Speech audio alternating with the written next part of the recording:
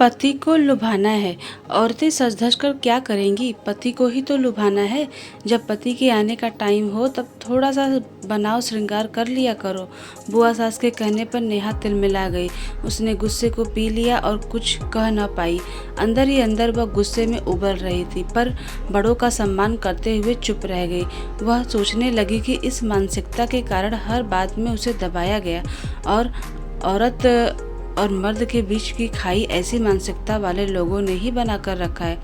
उसे ऐसी बातों से खींच होती है, पर स्वभाववश गलत बातों का विरोध कर नहीं पाती। परिणाम स्वरूप घुटन में जीती है। इसलिए उसने देवरानी को मनपसंद कपड़े पहनने और घूमने से नहीं रोका। उसकी देवरानी सुमन ससुराल में सलवार सूट वगैरह आराम से पहनती है और कभी कभी वेस्टर्न ड्रेस भी पहन लेती है। वह उसे पास बुलाकर बुलैया भी ले लेती है। दोनों सहेलियों की तरह रहती हैं। घर के काम काज भी मिल बांट कर लेती हैं। सुमन शाम में कोचिंग संस्थान में पढ़ाने भी जाती है। उसका आत्मविश्वास देख नेहा सोचती है कि वह खुद भी तो पढ़ी लिखी औरत है, पर उसमें सुमन जैसा आत्मविश्वास क्यों नहीं। वह भले ही एक घरेलू औरत है, पर सुघड़ भी तो है। बहुत सी बड़ी बड़ी परेशानियों को उसने अपनी बुद्धिमत्ता से हल किया है, यानी बुद्धिमान भी है। तो उसका व्यक्तित्व इतना छिड़ क्यों। बुआ सास ने चाय बनाने को कहा तो उसकी तंद्रा भंग हुई। वह उठकर चाय बनाने चली गई। चाय बनाते हुए आज वह निरंतर सोच रही थी। विचारों के मंथन से निष्कर्ष निकाल ही लिया। चाय बनाकर वह उन्हें देकर आई और अपनी अलमारी में रखे सुंदर ड्रेस निकाले, जिसे उसने खरीद तो लिया था पर संकोचवश पहनती नहीं थी।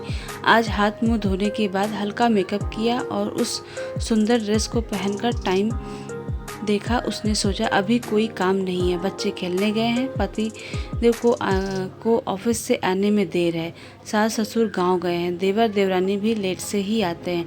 इस खाली समय में घर में यूं ही बैठे बैठे घुटन बढ़ जाती है, तो क्यों न पास के पार्क का चक्कर लगाकर आया जाए।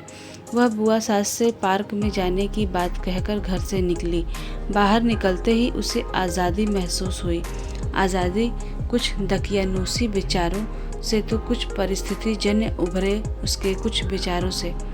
पार्क में खेलते बच्चों की मुस्कान से उसका मन खुश हो गया। थोड़ी देर वहाँ बैठने के बाद उसने पार्क में घूमा और घर लौटते वक्त ज़रूरत का सामान भी खरीद लाई। उसे ताजगी महसूस हुई। घर में आते ही बुआ सास की भ्रिकुटी तनी हुई थी। उसने प्यार से सासू जी के गले में हाथ डालते हुए कहा, आज मनपसंद कपड़े पहनकर बाहर घूमने गई तो मुझे बहुत अच्छा लगा। मुझे पता है कि आप मुझसे नाराज़ होंगी, पर एक बात आपसे पूछूं। उसने मासूम सा मुंह बनाकर बुआ सास से पूछा, बुआ जी क्या आपको कभी अच्छी सी साड़ी पहनकर मेकअप वगैरह करके घूमने जाने का मन नहीं करता। फिर खुद ही बोलने लगी, आपका भी मन सजने और घूमने का करता होगा, पर पहले के समाज में औरतों को बंदिशों में बांध दिया जाता था। वे छटपटा कर रह जाती थी, पर उन बंदिशों को तोड़ नहीं पाती थी। अब समय बदल गया है। औरतें सिर्फ पति को लुभाने के लिए श्रृंगार नहीं करती, वे अपनी खुशी के लिए भी सजती हैं। जो उन्हें अच्छा लगता है वो करती हैं। अब कल से आप भी मेरे साथ शाम में पार्क चलेंगी, दोनों सास बहू मिलकर घूमेंगे।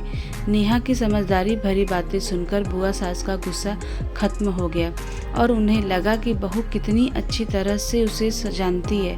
बहू की सारी बात उन्हें सच लग रही थी। अब जो हो गया सो हो गया, पर आगे जितनी जिंदगी बची है उसे वह मनमर्जी से जिएंगी और खुश रहेंगी। उन्होंने मन ही मन प्रण लिया कि अब बहुओं को ज़्यादा टोका टाकी नहीं करेंगी। नेहा बुआ सास को मुस्कुराते हुए देखकर बोली, कैसा लगा मेरा प्लान। बुआ सास ने जवाब दिया, सास बहू की जोड़ी को हिट करना है, कल से साथ में घूमने चलना है। तनिक रुककर उन्होंने कहा, बहू आज से पहले कभी किसी ने मुझे समझने की ज़रूरत ही नहीं समझी। कर्तव्य निभाते निभाते हम कब पत्थर बनने लगते हैं हमें भी पता नहीं चलता। आज तुमने एक औरत के रूप में मुझे जाना और समझा तो मेरा पत्थर दिल भी पिघल गया। तमाम जिम्मेदारियों से परे मैं भी तो एक इंसान हूँ ना। नेहा ने कहा, हाँ हम औरतें भी इंसान ही होती हैं। मर्दों की तरह औरतों को भी जीने का अधिकार है। बहुत हुई कर्तव्य की बातें, अब अधिकार की भी बातें होंगी।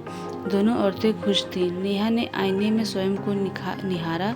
आत्मविश्वास तो उसके अंदर ही था, बस ज़रूरत उसे बाहर निकालकर मुस्कुराने की। उसने थोड़ी सी हिम्मत की और सही राह अपनाई तो व्यक्तित्व भी निखर गया। तो दोस्तों, आपको कहानी कैसी लगी? तो प्लीज़ मेरे चैनल को लाइक, शेयर, सब्सक्राइब ज़रूर करिएगा, ताकि आपको आगे आने वाली मेरी कहानी का नोटिफिकेशन टाइम पर मिल सके। और मिलते हैं अपनी नेक्स्ट कहानी में। तब तक के लिए बाय बाय।